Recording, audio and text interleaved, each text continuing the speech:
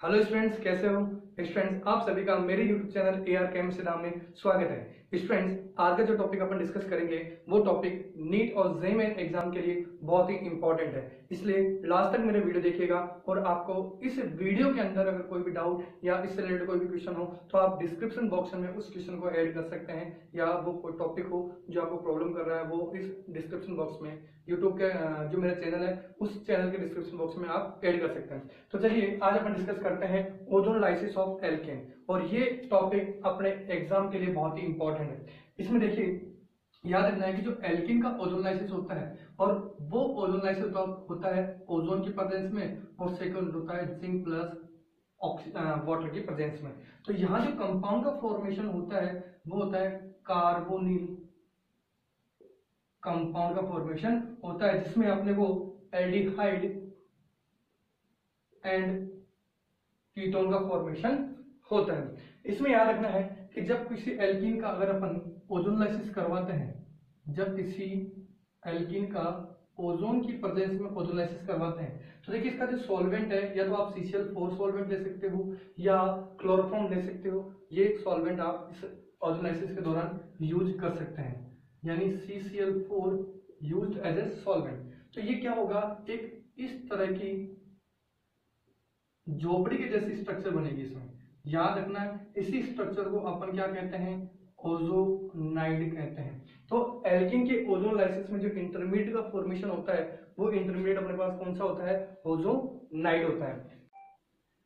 तो देखिए जो इंटरमीडिएट बना अपने पास वो कौन सा है, ओजोनाइड। अब इस ओजोनाइड की रिएक्शन अगर अपन जिंक प्लस वाटर की प्रेजेंस में करवाते हैं तो ध्यान रखना ये कुछ इस तरह से ये बॉन्ड ब्रेक होंगे, और ये CO ग्रुप बाहर निकल जाएगा इस तरह से, और कार्बन कंपाउंड बना लेगा, और इधर वाला CO ग्रुप बाहर निकल जाएगा, और जो जिंक है वो ऑक्सीजन के साथ बाइंड होकर क्या बना लेगी, ZNO बना लेगी, और अपने पास इस तरह से कार्बोनिल कंपाउंड का फॉर्मेशन हो जाएगा। अब ध्यान रहे, इस बार जो क्वेश्चंस अपने पास आया था 2019 में, उन्होंने क्या दिया था कि प्रोडक्ट दे दिया था, और फिर पूछा गया था कि वो कौन सी एल्कीन है जिससे ये प्रोडक्ट का फॉर्मेशन हो रहा है थ्रू द ओजोनोलाइसिस। तो अपने को क्या कर सकते हैं, इस बार से जो लास्ट क्वेश्चन आया था वो उल्टा यानी इनवर्स क्वेश्चन आया था। कहने का मतलब प्रोडक्ट आपको दे रखा था और आपसे क्या पूछा था, रिएक्टेंट पूछ रखा था। तो इसके लिए मैं ट्रिक बताऊंगा कि जैसे ही आप क्वेश्चन देखें या प्रोडक्ट देखें या रिएक्टेंट देखें, आप रिएक्टेंट से प्रोडक्ट में कैसे कन्वर्ट करेंगे और प्रोडक्ट को रिएक्टेंट में कैसे कन्वर्ट करेंगे, इसकी भी ट्रिक मैं बताऊंगा। यहाँ पर आपको ट्रिक बताने से पहले मैं आपको बता दूं कि यहाँ जो जिंक मैं यूज कर रहा हूँ, इस जिंक का क्या काम है। तो ये जिंक क्या कर रहा है, इस H2O को इस ऑक्सीजन से बाइंड होने से प्रिवेंट कर रहा है। क्या कर रहा है, it zinc dust is prevent formation of H2O2 by oxygen and water molecule के बीच की रिएक्शन है, यानी इन दोनों की रिएक्शंस को होने से वो क्या कर रहा है, रोक रहा है। क्यों, क्योंकि जैसे ही अगर जैसे जिंक यहाँ नहीं होता तो वाटर मॉलिक्यूल क्या करेगा, ऑक्सीजन से रिएक्ट करेगा, और ऑक्सीजन से रिएक्ट करके क्या बना लेगा, H2O2, और ये H2O2 इस कार्बन कंपाउंड का फर्दर ऑक्सीडेशन करके कार्बोक्सिलिक एसिड का फॉर्मेशन कर सकता है। तो यहाँ क्या कर रहा है अपन कि ये फर्दर ऑक्सीडाइज नहीं हो, इसलिए मैंने क्या डाल दिया, जिंक डाल दिया, ताकि ये जिंक इस ऑक्सीजन को पहले क्या कर दिया जाए, जिंक को यहाँ से रिप करके ये ZNO बना ले, और ये ऑक्सीजन इस वाटर से बाइंड नहीं हो। देखो यहाँ हो सकता है कि जिंक वाटर की जगह आपको जिंक प्लस एसिडिक एसिड भी दे दे, तो कोई दिक्कत नहीं है, ये दोनों आप एक साथ यूज कर सकते हैं इन दोनों के आपस में, या तो ये यूज कर ले या ये यूज कर ले।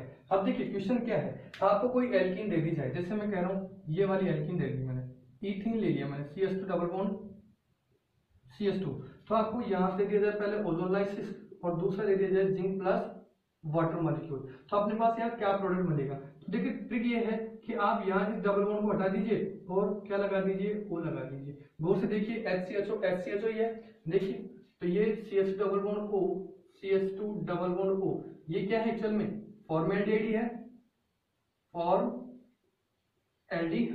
यानी HCHO के 2 मोल बन गए। अगर आपको ये कहा जाए कि 2 मोल फॉर्मेल्डिहाइड या मिथेनॉल कौन सी एल्कीन के ओजोलाइसिस से बनते हैं, तो कौन सी थी, इथीन थी। अगर मैं यहाँ प्रोपीन लेता हूं, अगर मैं यहाँ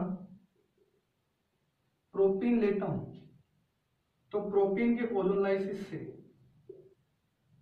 देखिए प्रोपीन के ओजोनोलाइसिस से जो प्रोडक्ट बन रहा है, यहां से तो क्या बन गया, 2 कार्बन का aldehyde CH3 CH double bond O, और यहाँ क्या बन गया, HCHO यानी CH double bond O, methanol. तो इथेनॉल प्लस मिथेनॉल का फॉर्मेशन इस प्रोपेन से हो गया। अगर मैं इसको चेंज करूं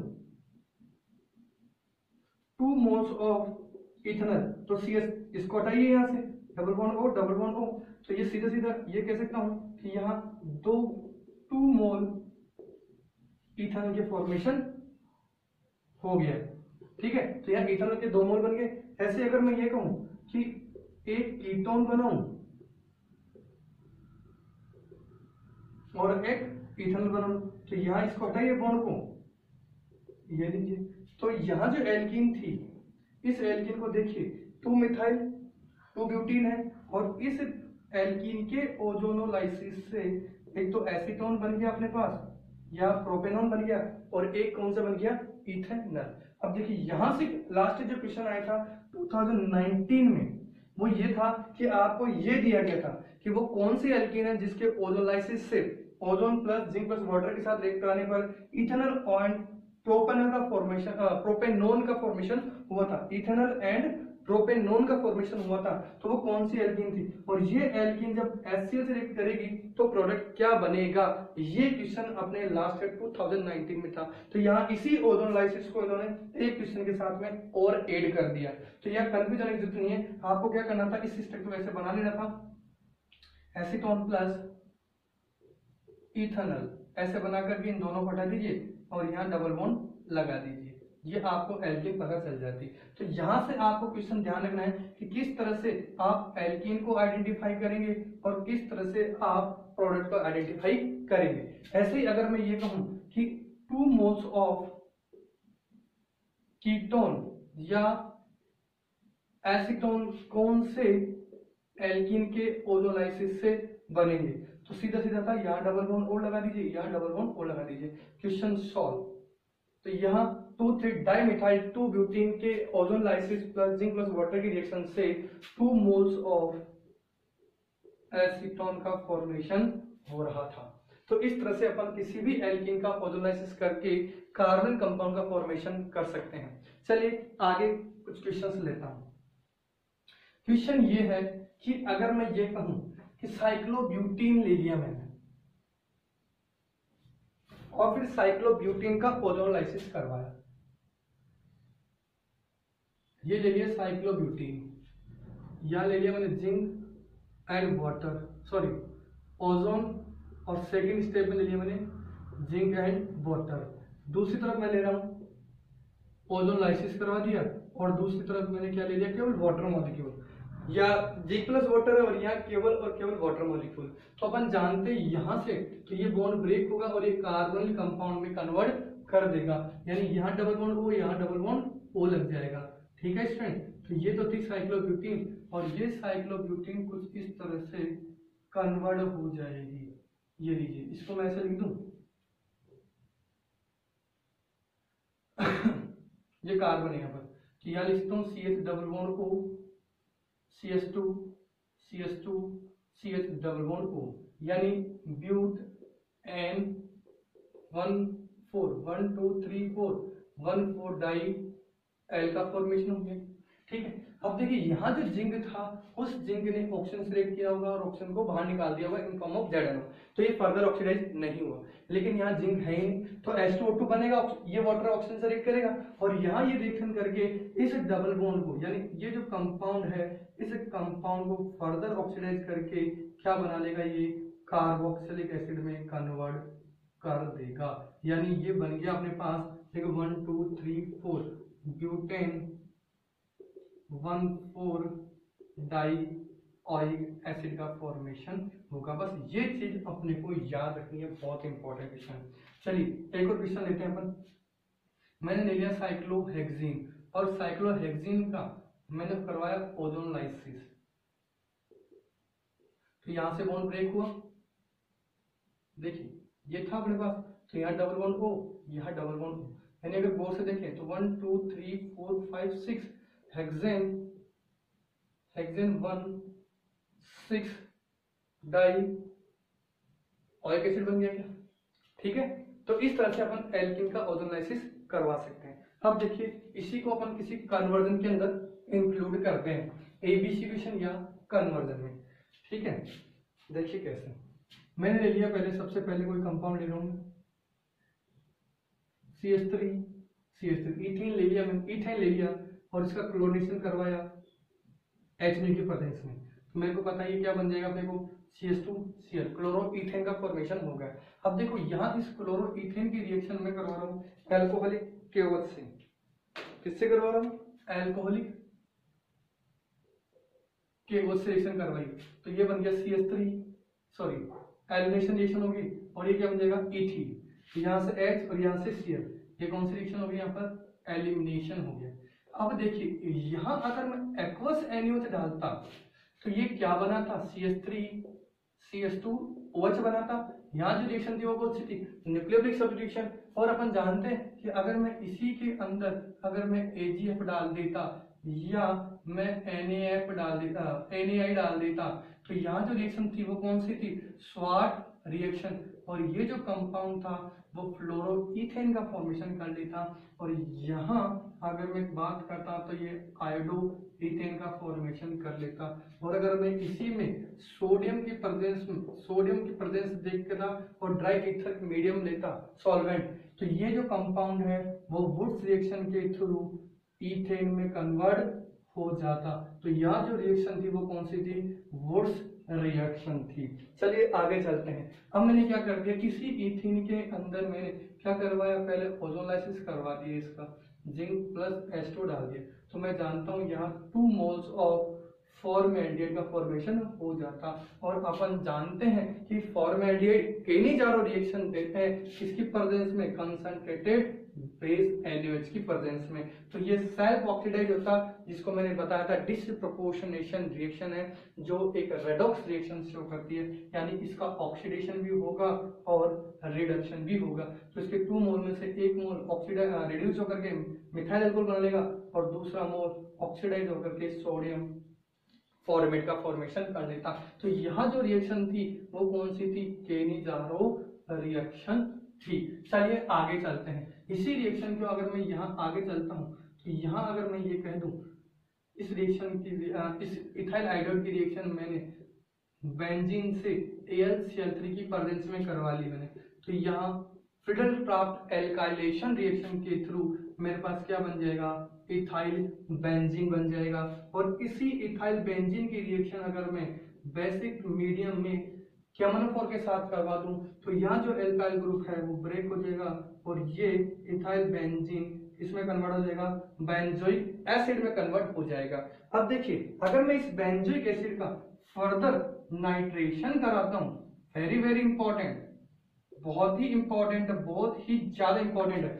यहाँ देखा जाए तो जो COOH ग्रुप है वो एक इलेक्ट्रॉन विड्रॉइंग ग्रुप है जो कि बेंजीन रिंग से जुड़ा हुआ है। और यहाँ जो नाइट्रेशन होगा वो नाइट्रेशन इसकी मेटा पोजीशन पर इलेक्ट्रोफाइल को बाइंड करेगा, यानी NO2 प्लस कहाँ जुड़ेगा, मेटा पोजीशन पर। इसीलिए इस ग्रुप को मैं क्या नाम दे सकता हूँ, मेटा डायरेक्टिंग ग्रुप नाम दे सकता हूँ। इसका मैंने अलग से वीडियो बना रखा है, आप वहां से मेरे डिस्क्रिप्शन बॉक्स में वो वीडियो है मैं इंक्लूड कर दूंगा, आप वहां से देखना कि यहाँ जो COOH ग्रुप है वो एक मेटा डायरेक्टिंग ग्रुप है और यहाँ जो इलेक्ट्रोफाइल जुड़ेगा वो कहाँ जुड़ेगा, इस COOH के मेटा पोजीशन पर ये ग्रुप जुड़ेगा। ठीक है स्टूडेंट्स, तो यहाँ पर ये कंपाउंड बन गया। अगर मैं आगे चले इसी क्वेश्चन का और कहाँ से इसको इंक्लूड करें अपन, चलिए यहाँ तक नोट कीजिए। ठीक है, वैसे चाहो तो यहाँ पर मैं इसको एसिटिक एनहाइड्राइड से भी रिएक्शन करा सकता था, तो यहाँ पर ये यहाँ रिएक्ट करता या एसिटिक एनहाइड्राइड या एसिटाइल क्लोराइड रिएक्ट करा दूं तो ये कुछ इस तरह का कंपाउंड बना लेता। ये लीजिए, ये भी करवा सकते हो, ऐसा कोई दिक्कत नहीं। ठीक है, चलिए नोट कीजिए, फिर आगे का क्वेश्चन सॉल्व करते हैं।